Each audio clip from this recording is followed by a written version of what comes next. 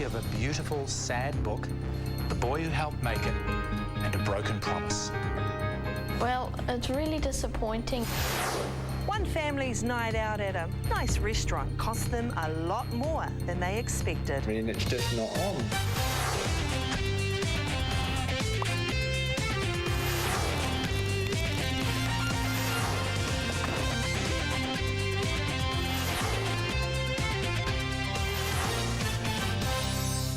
We begin tonight with a wonderfully moving story. It's about a 12-year-old and a scrapbook he put together in memory of his best mate and cousin. You'll be impressed by this young man, his whole family actually, but you won't be impressed by an Australian outfit that let the side down. Here's Simon's report from Tacoma. Kyle's mum, Paula, helped put the scrapbook together. It was a great way of combining Kyle's interest in scrapbooks and my own, and a way to remember Travis and remember especially how Kyle coped through those months of Travis's illness. The scrapbook wasn't just for the family. Paula entered it in the Chatterbox Make It Meaningful album contest. This was run out of Australia by a company called Addicted to Craft. And last November, guess what? We won. Yes, we won.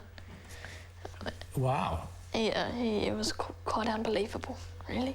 And it was a pretty good prize too. Yes. What was it? $5,000.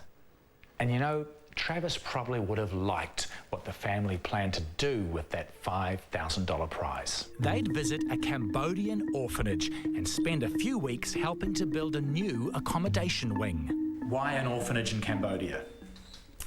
Well, we wanted to take the children on a trip to see how the rest of the world lived.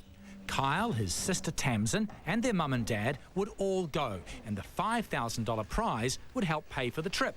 The family was all set to leave in a few weeks' time. And did the family get the $5,000? Hey, this is fair go. You know what happened. We never got it. Oh, no. No. Over in Aussie, the Addicted to Craft boss, Brett Gibson, had an explanation. He said that he wasn't liable for it. He had taken over the company and he only bought the stock, not the company, and therefore he didn't need to pay. But he waited 4 months to tell us this. But Paula says Brett Gibson should pay because he knew all about the competition. Because he had been the person who helped choose the finalists, and he was the one who rang and told us we'd won. He said he was going to fly over and give us the prize money, and yeah, I don't know how he can say he's not liable when he was so involved in it all. Well, it's really disappointing, and I feel that when you run a competition like that and somebody wins, that you should give them the price that you said you would give them and not say that you're not going to give them it anymore. And it would be a great shame if this palaver over a prize somehow spoiled Kyle's tribute to his cousin. What do you think it might mean as you get older? I don't know, I'll be able to look back and see it all and read it again and Remember. Remember, yeah. Kyle's mum, Paula, has fought the good fight, not only against that Aussie company Addicted to Craft, but also against the American firm that supplies them. Remember, the competition used the name Chatterbox. Well, Chatterbox is a scrapbook company based in Idaho and set up by this woman, Melody Ross. Her website says Chatterbox has been going 10 years and is now a multi-million-dollar business selling scrapbook materials to outlets all over the world, including Addicted to Craft. But Chatterbox in the States told Paula they weren't liable to pay the $5,000 prize either. They said it should be sorted out by Addicted to Craft in Australia. I contacted the Aussies and my argument was pretty simple. Even if the current owners of Addicted to Craft hadn't been in charge when the competition was run, surely they had some obligation to stump up with the prize. Their reply?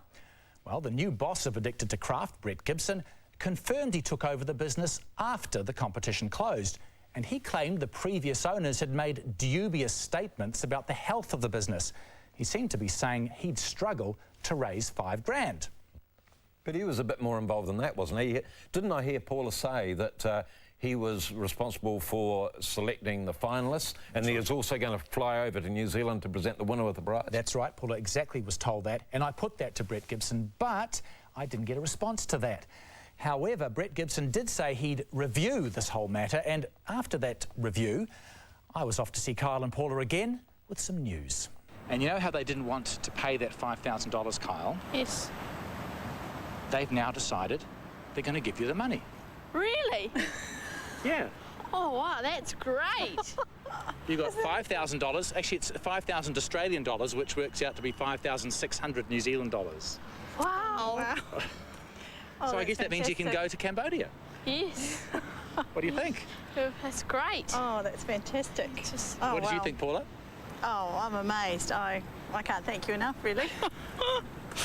I was so disappointed when they said they wouldn't pay, but it's sort of a bit like we've won again. It's like when he told us that we won the competition. So, thank you. Fantastic, Simon. Thanks. What an impressive family. And they'll be able to go to Cambodia now. Absolutely, that's fantastic. And it's really great that the accommodation wing that the family's building in that orphanage is something they're committed to through their church. And it's really nice that the money's being spent that way than any other. Yeah, absolutely. Thanks, Simon. And Kyle, thanks for sharing that really special book of yours with us. After the break, a huge response to our fire in the Jeep story.